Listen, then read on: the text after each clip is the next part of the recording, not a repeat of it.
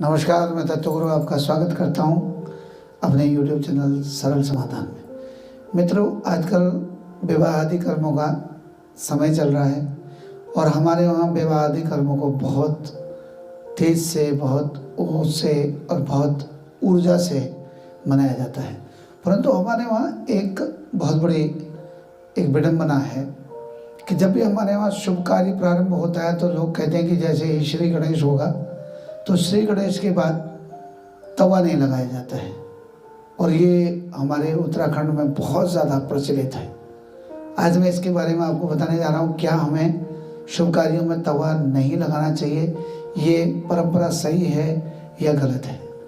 मित्रों, ये परंपरा की शुरुआत कैसे हुई, मैं पहले इसके बारे में आपको बताना चाहता हूँ। हमारे वहाँ सबसे पहले ये परंपरा उस समय शुरू हुई क्योंकि जब हमारे वहाँ पर हम लोग यहाँ पर अपने धर्म की रक्षा करने के लिए अलग अलग जगहों से उत्तराखंड की इन कंदराओं में आए थे, तो उस समय यहाँ पर जब हम लोग अपने अपने छोटे छोटे बस्तियों के रूप में, गांव के रूप में बसे, तो उस समय यहाँ पर बहुत ज़्यादा धन की, अन्न की कमी थी और लोगों के पास अन्न जल बहुत कम हुआ करता था और गरीबी बहुत ज़्यादा थी। बल्कि हमारे पहाड़ में एक बड़ा किस्सा भी है कि अपन लगड़ के लुके फिर खाओ, यानी लगड़ माने पूरी को कहते थे कि भाई अगर आपके घर में पूरी बन रही है तो आपने उसे छुपा करके खाना है, क्योंकि अगर पूरी बन रही है तो लोग कहते थे अरे बाप रे कितना अमीर आदमी है, इसके घर में आज पूरी बन रही है। यानी कि पूरी का मिलना, मतलब पूरी का आज बन जाना बहुत बड़ी चीज़ मानी जाती थी। तो ऐसे में जब भी कोई शुभ कार्य किए जाते थे तो उस समय पूरी प्रसाद वगैरह बनाया जाता था। तो उस समय ब्राह्मण लोग जो पूजा पाठ करने आते थे, और परंतु क्योंकि वो बहुत कम मात्रा में बनाया जाता था, क्योंकि पूरी प्रसाद बनाने के लिए जो सामग्री थी वो उपलब्ध कम होती थी, तो उस समय अब जब ब्राह्मण लोगों ने सोचा कि भाई घर में भी हम जो है वही खा रहे हैं, जो है मडवे की रोटी, सामान्य जो है ये भट की दाल या हम ऐसी चीज़ें हम खा रहे हैं, मसूर की दाल, यही चीज़ें खा रहे हैं क्योंकि यही चीज़ें होती थी और कुछ होता नहीं था। और अगर हम यजमान के घर जाएंगे वही हमको यजमान ने भी खिलाना है। तो उस समय जो बुद्धिमान ब्राह्मण थे उन्होंने सोचा कि भाई ऐसा किया जाए कि भाई तवा ही अगर न लगाया जाए तो लाजमी है कि भैया फिर पूरी ही बनेगी और हमें भी पूरी खाने को मिलेगी। तो उन्होंने कहा कि भैया अब आपके वहाँ गणेश पूजा हो गई, इसलिए अब आप लोग जो है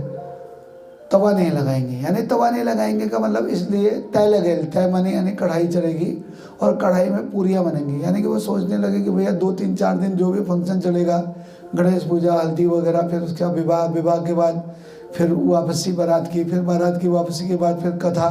3-4 दिन जो भी मुझे रहने को मिलेगा तो मुझे अच्छा पकवान खाने को मिलेगा। इसलिए उन्होंने तवे को वहाँ पर रोक दिया और धीरे धीरे करते करते, क्योंकि ब्रह्म वाक्यम जनार्दनम हमारे वहाँ शास्त्र में कहा गया, ब्राह्मण जिस वाक्य को कहते हैं वो भगवान का वाक्य मान करके लोगों ने उसी को अपनी परंपरा में जोड़ दिया। परंतु मित्रों, वह चीज़ चलते चले गई।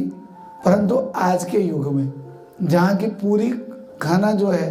कोई भी पसंद नहीं करता है, आज भी मजबूरी है कि लोग क्या करते हैं कि तवा को तो किनारे फेंक देते हैं और रोटियाँ क्या करते हैं, या तो एल्यूमिनियम के ढक्कन में बनाते हैं या फिर कढ़ाइयों में ही रोटी बनाते हैं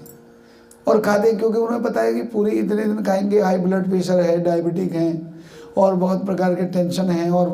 पेट में डाइजेशन का सिस्टम खराब हो जाएगा। तो ये सारी चीज़ें उनकी रहती है, परंतु उनको खाना मजबूरी है कि उनको पूरी नहीं खानी है और उनको रोटी खानी है, और ये पहले से नियम बना गया कि सब तवा नहीं लगेगा। अब तो वो बेचारों ने दूसरे संसाधन तब रोटी खाने के लिए बनाए गए। मित्रों, ऐसा कहीं से कहीं तक नहीं है। और वैसे भी एक बार बताऊं, क्योंकि तवा हमारे माँ है, क्योंकि जो हमें पूरे जीवन भर भोजन करवाता है, हमें रोटी खिलाता है। अगर बाय द वे जिस माँ ने हमें पाला पोसा,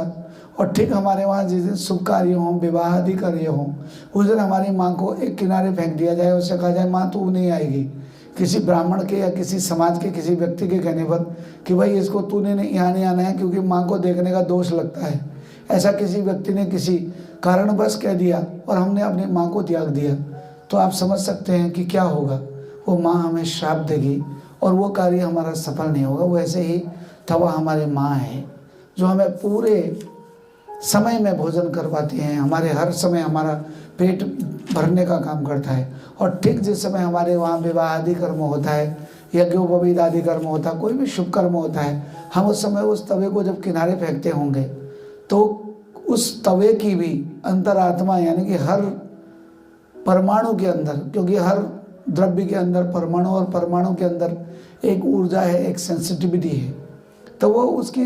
सेंसिटिविटी कहती होगी कि देखिए भैया, आज जब असली जगह थी जहाँ पर मेरा सम्मान होना चाहिए था, इसने मुझे किनारे फेंक दिया। और किसी व्यक्ति के कहने पर फेंक दिया तो वह भी श्राप देता होगा। शायद मुझे लगता है कि इसीलिए लोगों को आज के ज़माने में सबसे ज़्यादा बदहजमी और ये हाई ब्लड प्रेशर और ये प्रकार की यानी फैटी जो हमारा लीवर, इन चीज़ों की परेशानी हो गई है। तो इसलिए मित्रों, ये एकमात्र खाली एक विडंबना है, ढकोसला है। ये उस समय पंडित जी ने अपने निहित स्वार्थ के लिए कि मुझे अच्छा खाने को मिले, उन्होंने ऐसा कह दिया और ऐसा कहने से वो एक परंपरा बन गई। इसलिए ऐसी परंपराओं का खंडन करें